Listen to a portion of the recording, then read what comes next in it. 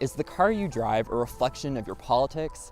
That's a question some Tesla drivers have been dealing with ever since CEO Elon Musk became a fixture of the Trump administration. But one Tesla driver in this province says it has her concern for her safety. Lisa Woolgar, thanks for taking the time to chat. You're welcome. First, just tell me, how long have you been a Tesla driver? When did you get the car? I bought this vehicle 3 years ago. And what's your experience been like with it so far? I do love the car. I bought it for a bunch of different reasons, but environmentally speaking was one of them, and also for safety.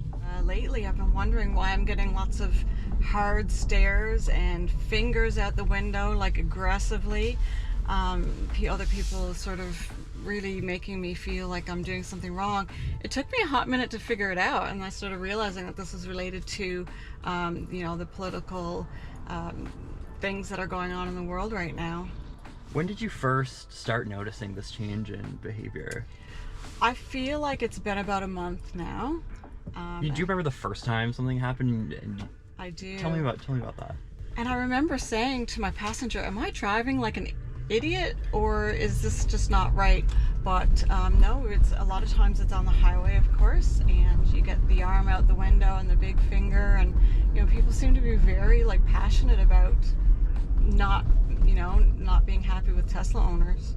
Well, it started happening again and again. And so it's happened multiple times. Yes, and I thought, am I driving poorly? Is this me? And it did. It sort of dawned on me. This is it. This is what's happening. Again, safety. The car is beeping at me right now. But I feel like this is a bit of domestic sort of extremism in a way. I mean, contextually speaking, if you bought a house, I didn't like the CEO of the company of the house that you bought, I can't go burn your house down. These things don't even make sense. It's not sensible. Obviously, I didn't buy the car to make a political statement. I've owned it for 3 years, and this sort of just happened through politics and the global situation right now. Yeah, what is your message to people who maybe are, angry at Elon Musk for whatever reason? Have some considerations for who you're angry at and who you're not angry at, and us folks that have bought these vehicles over 3 years ago, when this political situation didn't even exist. So maybe have some consideration for what you're doing, or who you're angry at, or why you think that someone deserves to have their vehicle damaged, set on fire, or graffitied, right? What do you think about that, how entrenched U.S. politics have become in Canadian culture and in Newfoundland and Labrador?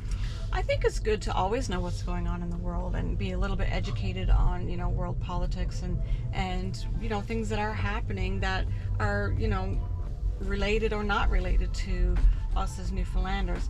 However, there needs to be a line drawn in the sand there where, if something is not going to affect us at this particular time, do we need to dwell and ruminate in the negativity and maybe the type of, atmosphere that it brings, right? Lisa, thanks for taking for a drive. You're welcome.